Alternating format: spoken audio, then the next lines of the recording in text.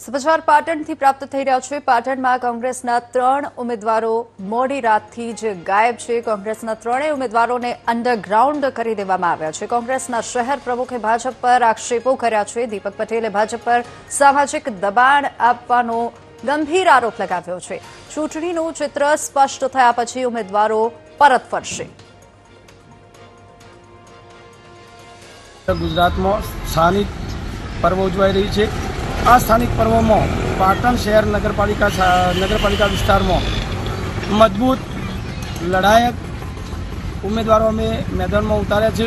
પરંતુ ભારતીય જનતા પાર્ટીની જ્યારે સામ દામ દંડની જે ભેદભાવની નીતિ રહી છે અને સામાજિક સમીકરણો લાવી અને ઉમેદવારોને દબાવવાના પ્રયત્નો થઈ રહ્યા છે, જેના કારણે અમારા મજબૂત ઉમેદવારો વોર્ડ નંબર 11, વોર્ડ નંબર 9 અને વોર્ડ નંબર 2માં પણ અજ્ઞાત સ્થળે મોકલવાની ફરજ પડી છે।